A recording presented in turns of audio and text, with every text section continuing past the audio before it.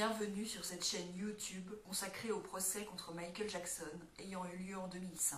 Sur cette chaîne, je résume le procès jour après jour en m'appuyant sur la retranscription du procès venant du tribunal de Santa Maria en Californie. Si vous ne l'avez pas déjà fait, je vous recommande fortement de visionner mes vidéos précédentes afin d'avoir une vision précise du déroulement de ce procès et de prendre connaissance de l'ensemble des informations. Dans la vidéo d'aujourd'hui, je vais résumer le déroulement du procès le 28 mars 2005, 20e jour du procès après la sélection du jury. La journée commence avec des argumentations de l'accusation et de la défense face au juge en l'absence du jury. Tom Sneddon argumente pour demander au juge que Jason Francia soit autorisé à témoigner, ainsi que 5 personnes qui affirment avoir vu Michael Jackson agresser des enfants. Il affirme que 2 personnes peuvent témoigner que Michael Jackson aurait encouragé des enfants à l'appeler Daddy et qu'il est un témoin qui aurait vu Michael Jackson lécher le front d'un enfant. Sneddon veut démontrer que Michael Jackson aurait des comportements similaires et répétés qui correspondraient aux accusations des Arvizo et que Michael Jackson chercherait à avoir des relations spéciales avec des garçons ayant entre 10 et 13 ans. Il veut démontrer que Michael Jackson achèterait des cadeaux aux mères d'enfants pour détourner leur attention. Tom Mesereau parle des problèmes de crédibilité de stars, Gavin et Devlin Arvizo, qui ont tous les 3 tenu des propos incohérents et affirmé avoir menti, ou ont été pris en flagrant délit de mensonge et de contradiction. Il affirme que le juge devrait voir Janet Arvizo avant de prendre sa décision sur l'introduction de preuves concernant des accusations antérieures. Il fait remarquer que l'accusation cherche à différencier Janet Arvizo de son ex-mari David en démontrant que seul David Arvizo aurait cherché à obtenir de l'argent et pas Janet. Il dit que l'introduction de preuves concernant des accusations antérieures est très problématique dans ce contexte d'accusation manquant de crédibilité. Il dit que l'accusation veut introduire essentiellement des tierces parties qui affirment avoir été témoins d'agression et non les supposées victimes elles-mêmes. Il fait remarquer que les potentiels témoins de l'accusation sont d'anciens employés qui ont porté plainte contre Michael Jackson dans les années 90 et ont perdu après un procès de 6 mois, après avoir été pris en flagrant délit de mensonge et avoir changé leurs histoires, et qu'ils ont été condamnés pour avoir volé Michael Jackson et ont vendu des histoires aux tabloïds. Il fait remarquer que Jordan Chandler ne fait pas partie des potentiels témoins et que Bob Jones conteste ce que dit l'accusation sur les accusations qu'il voudrait prétendument faire sur Michael Jackson dans un rapport de police où il dit qu'il n'a pas vu Michael Jackson faire quelque chose d'inapproprié. Si Jordan Chandler ne vient pas, des témoins de l'accusation peuvent prétendre avoir vu Michael Jackson agresser Jordan Chandler sans que celui-ci soit là pour faire une éventuelle confirmation. Il dit que le père de Jordan Chandler avait cherché à devenir multimillionnaire en déposant plainte contre Michael Jackson et que Jordan Chandler avait fini par demander à être émancipé de ses parents. Tom Mesereau fait remarquer que l'accusation veut montrer Brett Barnes, Macaulay Culkin et Wade Robson comme de prétendues victimes de Michael Jackson en faisant venir des tierces parties alors qu'ils affirment le contraire. Il affirme que l'accusation veut montrer Jimmy Sefcock et Jonathan Spence comme prétendues victimes alors qu'ils affirment le contraire. Il dit que l'accusation ne doit pas faire venir de tierces parties faisant des accusations si les présumées victimes ne sont pas là. Tom Mesereau fait remarquer que Michael Jackson dépense souvent de l'argent pour les autres et fait fréquemment des cadeaux et que l'accusation veut l'utiliser contre lui comme si c'était une preuve de mauvaise intention. Tom Mesereau fait remarquer que Michael Jackson n'a pas été inculpé suite à l'affaire Chandler et que 2 grands jurys ont refusé de l'inculper. Il demande que la motion de l'accusation soit totalement rejetée. Tom Sneddon affirme que les 2 grands jurys ont été stoppés car Jordan Chandler a cessé de coopérer avec la police. Il affirme que les accusations des employés mécontents pendant le procès de 6 mois étaient des accusations de harcèlement et d'intimidation et ne concernaient pas des accusations d'agression d'enfants. Il admet que Bob Jones nie maintenant les accusations et qu'il ne sait pas ce qu'il va dire pendant le procès. Le juge admet les témoignages concernant Jason Francia, Wade Robson, Macaulay Culkin, Jordan Chandler et Brett Barnes. Les témoignages concernant Jimmy Sefcock et Jonathan Spence ne sont pas autorisés. L'accusation appelle comme témoin George Lopez.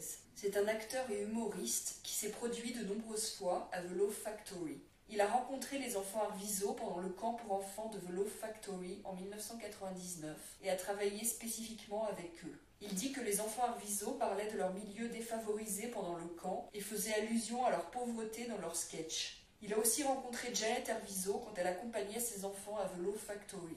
Il dit que Janet Arvizo ne lui a jamais demandé d'argent. Janet Arvizo l'a prévenu par téléphone quand le cancer de Gavin a été diagnostiqué et George Lopez est allé le voir à l'hôpital. Il a rencontré David Arvizo pour la première fois à l'hôpital. Il a aussi été voir Gavin chez ses grands-parents à El Monte.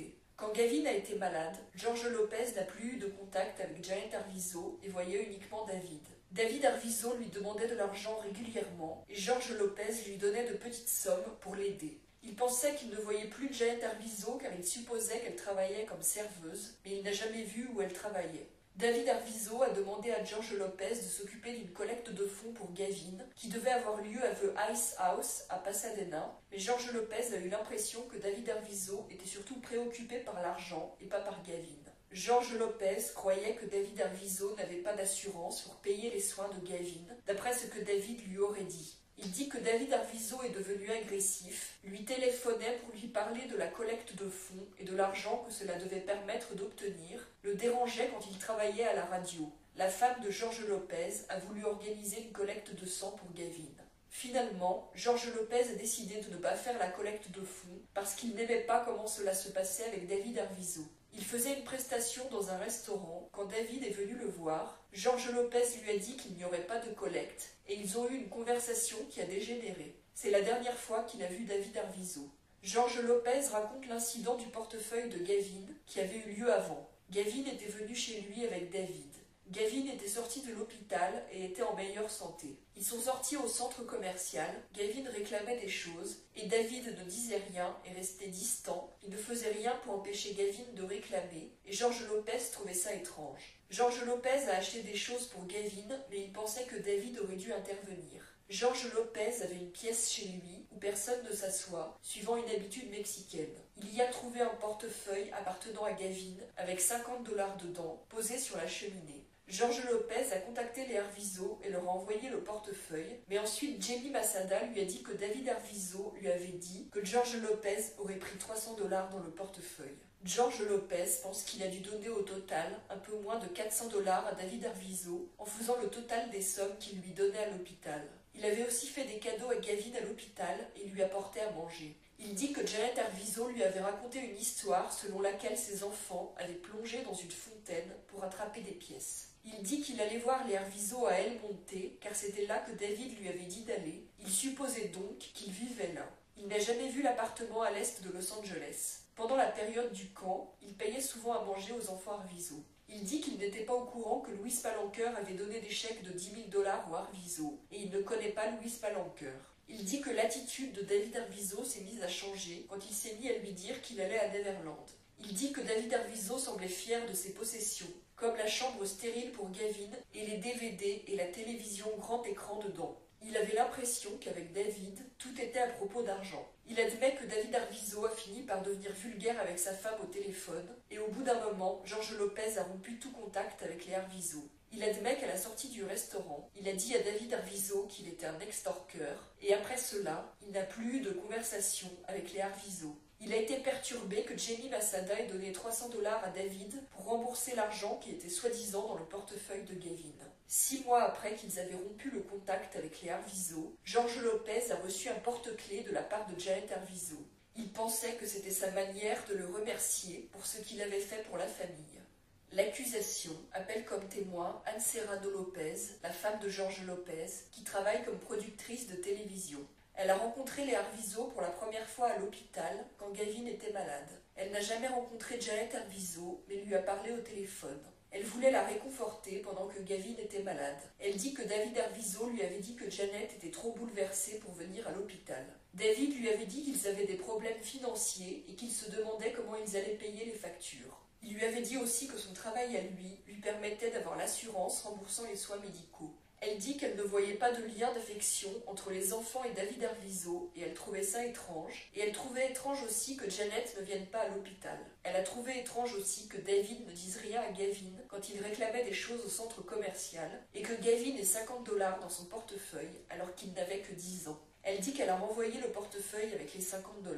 Elle dit que Jamie Masada lui a dit au téléphone que David avait dit que le portefeuille avait été rendu vide au Arvizo alors qu'il contenait $300.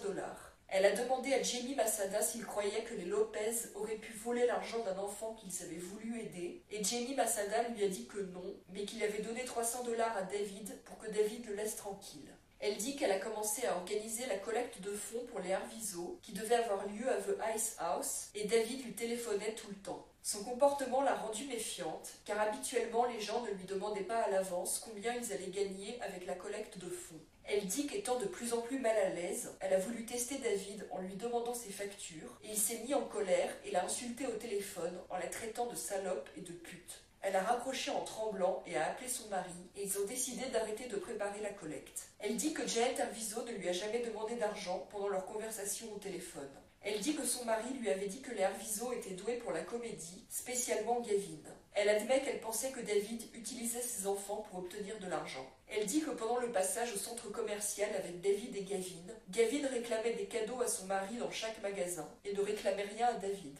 Elle dit que l'attitude de David a changé après la première visite des Arvizo à Neverland. Soudainement, ce que les Lopez avaient fait pour eux, ce n'était plus si important. Elle dit qu'elle ne savait pas que les Arvizo obtenaient de l'argent d'autres personnes. Elle ne savait pas non plus que Janet Arvizo avait obtenu plus de 150 000 $ après l'affaire J.C. Penney. L'accusation rappelle Robert Spinner comme témoin. L'accusation lui demande de prendre des notes sur une chronologie concernant les dates où il a reçu les magazines sur lesquels il fallait chercher les empreintes. C'est ici que se termine ce résumé de la journée de procès. Si vous voulez lire la retranscription du procès, vous trouverez le lien de la retranscription sous la vidéo. Si vous appréciez mon travail, je vous encourage à vous abonner, à liker la vidéo et à la partager.